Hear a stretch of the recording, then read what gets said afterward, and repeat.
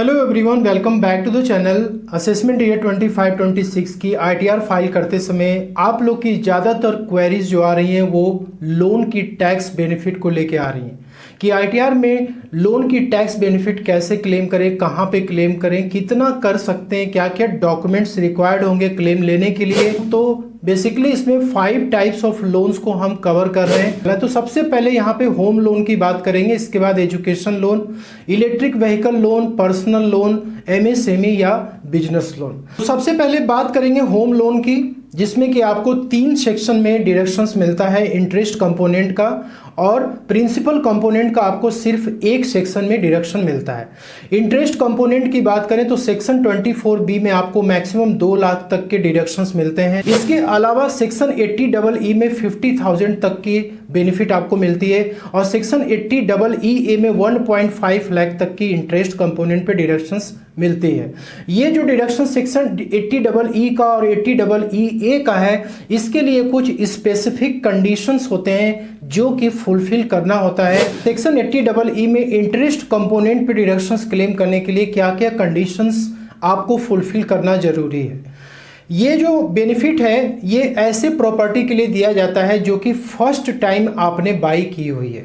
मतलब जिस समय आप लोन के लिए अप्लाई कर रहे हैं, जिस समय आपका लोन सैंक्शन हो रहा है, आपका कोई भी रेजिडेंशियल प्रॉपर्टी ओन्ड नहीं होना चाहिए। मतलब आपके नाम पे कोई दूसरी प्रॉपर्टी रजिस्टर्ड नहीं होनी चाहिए।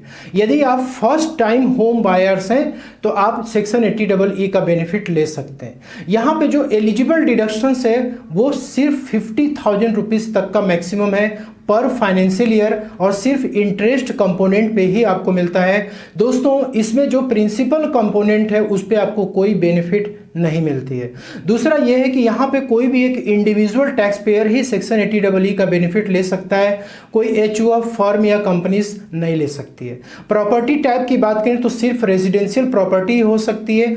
और दोस्तों, यहाँ पे जो प्रॉपर्टी आप रजिस्टर करवा रहे हैं, प्रॉपर्टी रजिस्ट्री के टाइम जो पेपर तैयार होता है उसमें जो वैल्यू आपकी मेंशन होती है, जो आप एक्चुअल पेमेंट करते हैं सेलर को, दोनों में डिफरेंस होता है। तो उस पेपर में जो वैल्यू मेंशन है जिसपे कि आप स्टैंप ड्यूटी पे करते हैं, वो वैल्यू 50 लाख के ऊपर क्रॉस नहीं करनी चाहिए।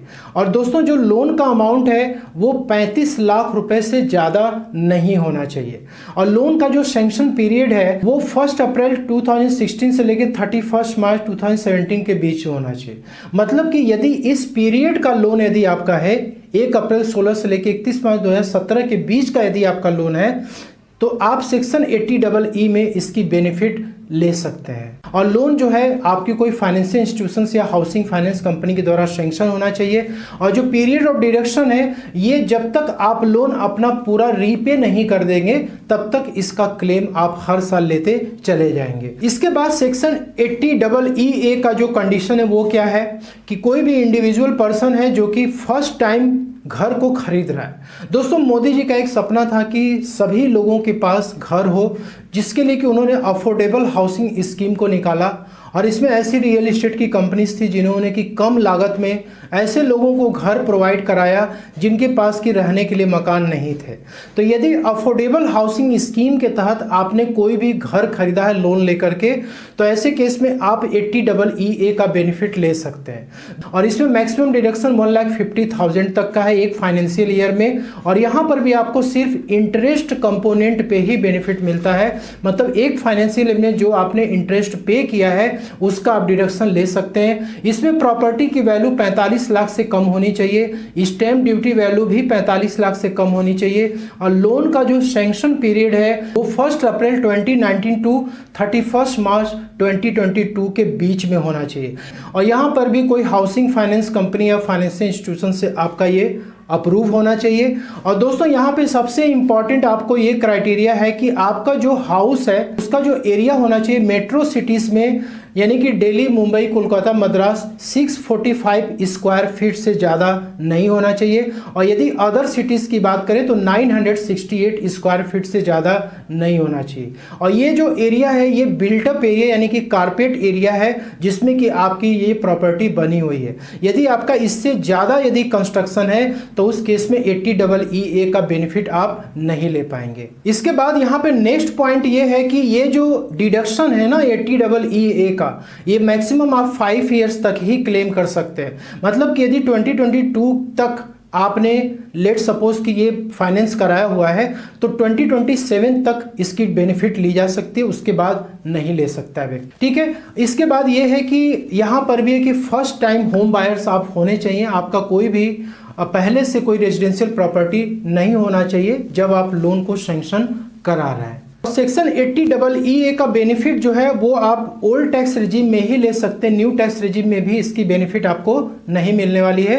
सेक्शन 80EE और सेक्शन 80EA का कंडीशन आपने देख लिया। यदि उन शर्तों को आप फुलफिल करते हैं तो डेफिनेटली आप 50,000 और 1.5 लाख तक की बेनिफिट आप ले सकते हैं। दोस्तों सेक्शन 24B में जो 2 लाख रुपीस का इंटरेस्ट का कंपोनेंट पे आपको डिडक्शन मिला, उसके अलावा ये बेनिफिट आपको मिलती है, लेकिन कंडीशन आपको फुलफिल करनी चाहिए।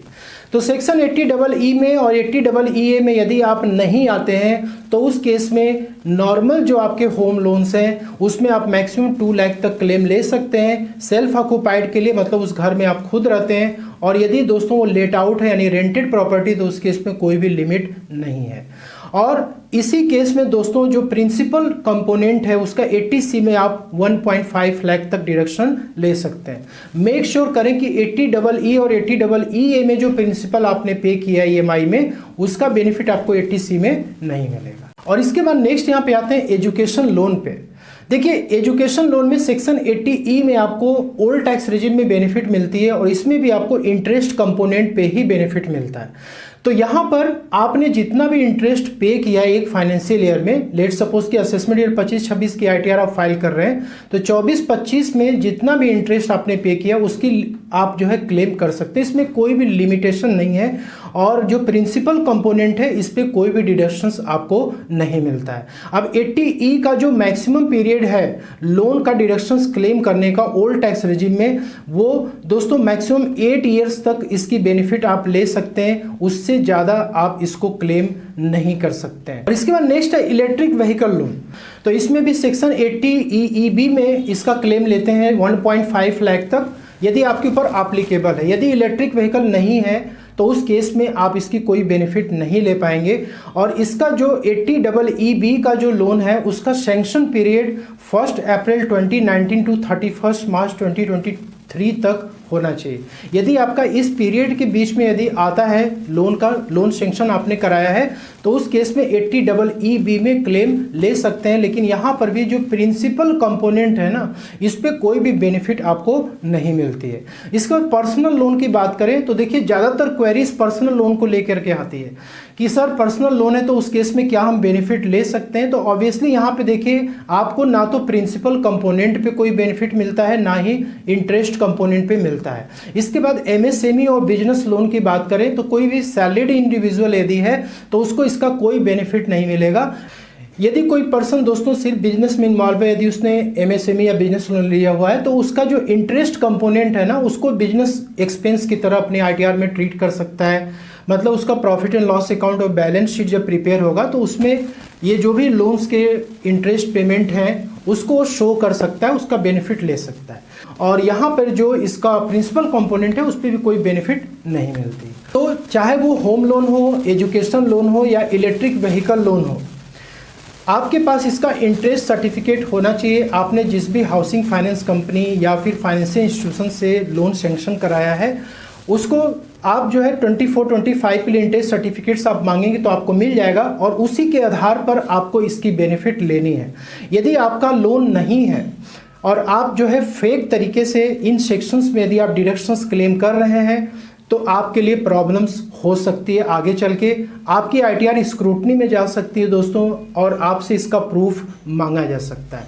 तो इसलिए आपको डिडक्शंस क्लेम करने से पहले बहुत ही ज़्यादा सावधानी पूर्वक ये काम करना है। अब चलते हैं इनकम टैक्स पोर्टल पे और देखते हैं कि इस बार असेसमेंट ईयर 25-26 में इन लोन्स की बेनिफिट लेने के लिए गवर्नमेंट ने क्या क्या चेंजेस कर रखे हैं और क्या क्या डॉक्यूमेंट्स वहाँ पर आपको मांगा जा रहा है। तो इनकम टैक्स पोर्टल पे जब आप आते हैं तो ITR फाइल करते समय आपको टोटल डिडक्शंस वाले सेक्शन में आना होता है। तो सबसे पहले 80E यानी कि interest on loan taken for higher education, इस केस में आपको यहाँ पे बेनिफिट क्लेम करना है।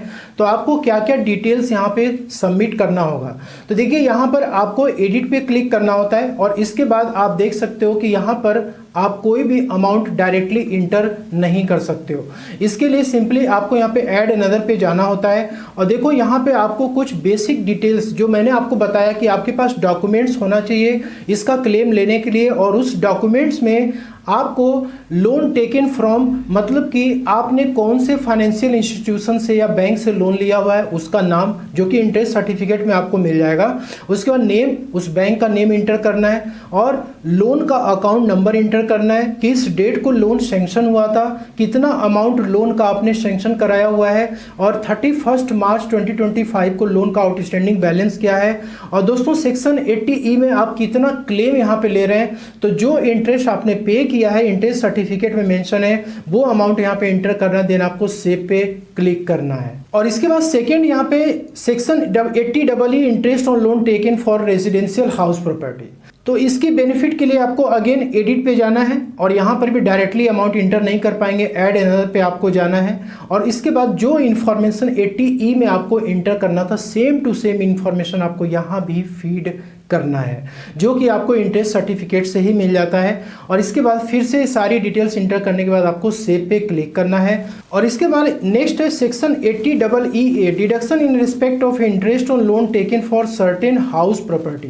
देखिए यहाँ पे सर्टेन हाउस प्रॉपर्टी लिखा हुआ है, मतलब कि अफोर्डेबल हाउसिंग स्कीम के तहत यदि आपका कोई लोन पास हुआ है तो उसके केस में आप जो है यहाँ पे बेनिफिट ले सकते हैं। तो अगेन सेम प्रोसेस है, आपको एडिट पे क्लिक करना है। यहाँ पर भी आप डायरेक्टली क्लेम नहीं कर सकते हैं, यहाँ पे सिर्फ आपको स्टैम्प ड्यूटी वैल्यू यहाँ पे इंटर करनी है उस प्रॉपर्टी की जो आपके रजिस्ट्री पेपर में मेंशन किया होगा।